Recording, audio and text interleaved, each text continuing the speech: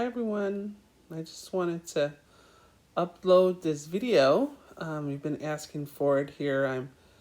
It's a video of me doing the resin tray with the Afrocentric woman's head in there.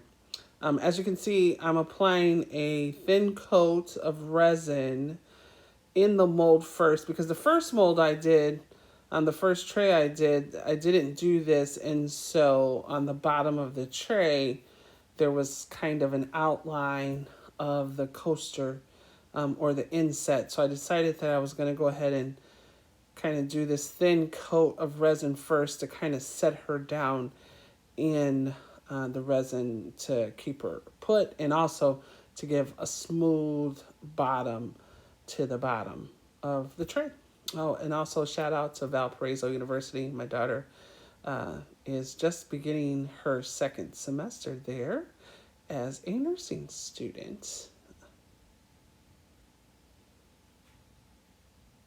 So here I'm just kind of moving the resin around, trying to make sure that it's a little even. My table's not completely level, I have found out since doing some of these trays, but as you can see, I'm moving around trying to push it into the corners so that I have even coverage on the base layer of the resin. Now, this tray normally takes about 16 ounces of resin, and so by putting the inset in there, though, it kind of misplaces the resin around a little bit, so you kind of gotta finagle how much you're using at once. So I'm gonna set her down and get her all centered up, and once she gets centered, you'll see that I'll pour the resin around her.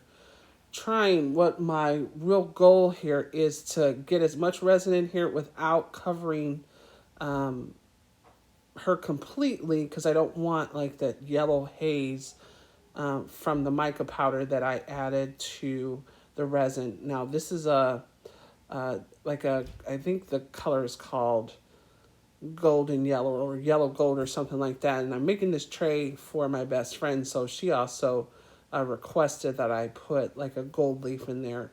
As you can see, there's gold leaf in her afro, so we want to match that. So I'm kind of just alternating between the gold leaf and then the resin. Again, being careful to make sure that I'm not covering her up completely, so that we don't get that. So trying to catch those drips there, so I'm going to get a drip on her. But so that's what I'm doing here, is just kind of trying to spread it out evenly. In the end, that really didn't come out that even, but you'll see later on in the video kind of the finished product. But after I pour it all in, you'll see I kind of break up that gold leaf, and it was gold leaf that actually came with some other coaster molds, I think, that I ordered on Amazon. And actually I got everything on Amazon. I got the mold for the tray, the mold for the lady with the afro on Amazon, and I'm just really here just trying to experiment with different things, to see what different things I can do with these trays besides just putting resin in them. So I was pleasantly surprised at how this one turned out. This one's not going to be a tray, though. She didn't want to have handles on it. She's going to hang it on the wall. She said she'll put, embellish it a little bit, put some hooks on it. She wants to use it as a piece of art on the wall to hold her keys. So here is the finished product after I kind of spread all of the gold leaf around. And as you can see, the resin goes just up to the top of the inset. And so what I will do is let that stay and kind of cure overnight. And then I'm going to come back and pour a clear coat over it to encase her in the piece or the tray.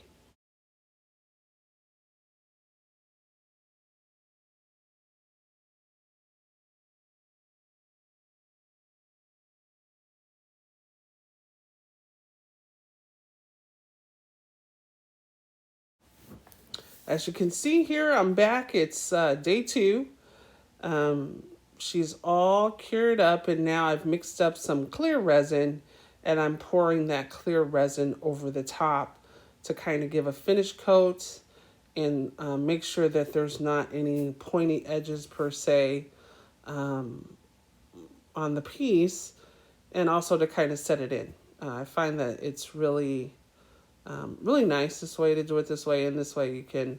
I think I ended up mixing probably about 4 ounces of resin, which now I'm trying to spread out. And of course, again, like I said, my table's not 100% level, so I have to find a way to make sure that I'm pushing that out to the edges.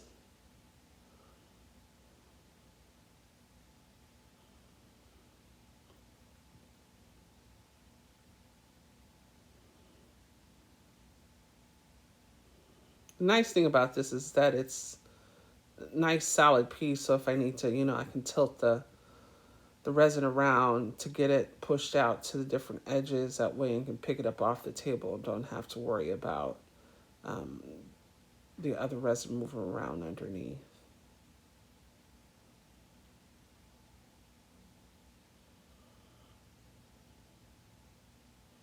I picked the gold leaf and the gold color. I tried to complement either the hair or the gold leaf so that the colors go together, and I really like how cohesive this piece looks with that gold leaf, and also with the gold resin tinted with that gold mica powder.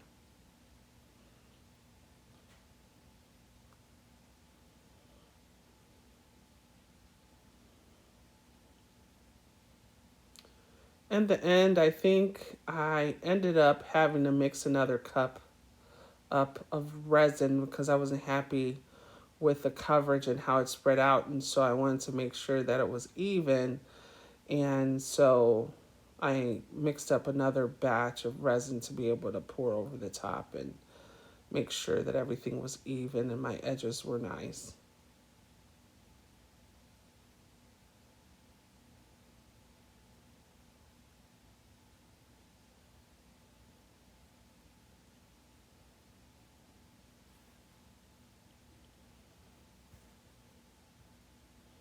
Whatever I ate that day must have been really good because I dropped it right on the middle of my shirt.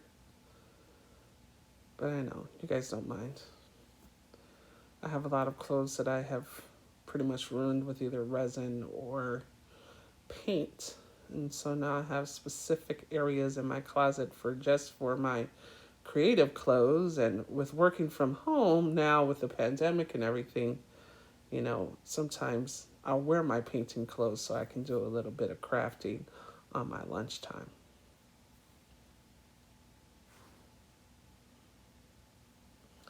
Using the heat gun here to push the resin to the edges of the tray because the tilting clearly was not working.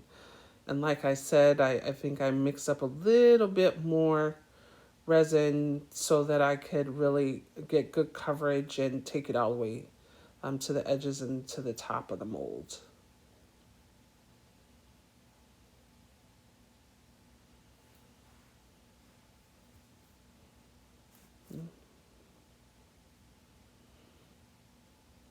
And here's the finished product. As you can see, she's beautiful.